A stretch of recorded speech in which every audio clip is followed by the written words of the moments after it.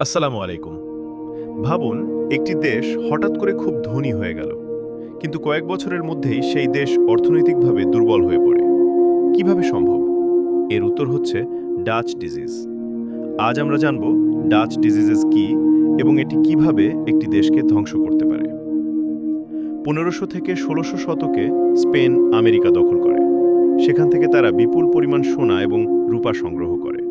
বিশেষ করে বলিভিয়ার খনি থেকে অসংখ্য সম্পদ আসত। এই সম্পদের কারণে স্পেন খুব দ্রুত শক্তিশালী হয়ে ওঠে। কিন্তু ধীরে ধীরে একটি বড় সমস্যা তৈরি হয়। স্পেন কৃষি, শিল্প এবং কারিগরি কাজ ছেড়ে দেয়। তারা নিজেরা কিছু উৎপাদন না করে অন্য দেশ থেকে সবকিছু কিনতে শুরু করে। এভাবেই তাদের অর্থনীতি দুর্বল হয়ে পড়ে।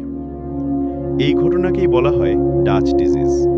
সহজভাবে বললে, যখন একটি দেশ একটিমাত্র সম্পদের উপর অতিরিক্ত নির্ভরশীল হয়ে পড়ে, তখন অন্য খাতগুলো ধীরে ধীরে ধ্বংস হয়ে যায়।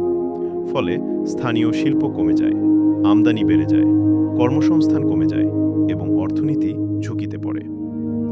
বর্তমানে মধ্যপ্রাচ্যের অনেক দেশ তেলের উপর নির্ভরশীল। তারা তেল বিক্রি করে বিশ্বের বিভিন্ন দেশ থেকে প্রয়োজনীয় জিনিস আমদানি করে। যখন তেলের দাম কমে যায়, তখন তাদের অর্থনীতি সরাসরি ক্ষতিগ্রস্ত হয়। এটাই ডাচ ডিজিজের বাস্তব উদাহরণ। একটি গুরুত্বপূর্ণ জায়গা হল হরমুজ প্রণালী। বিশ্বের বড় অংশের তেল এই পথ দিয়ে পরিবহন করা হয়।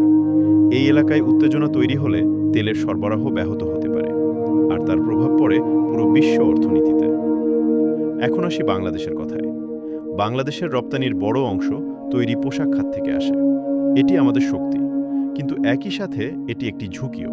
কারণ যদি এই একটি খাত ক্ষতিগ্রস্ত হয়, তাহলে পুরো অর্থনীতি চাপে পড়ে যেতে পারে।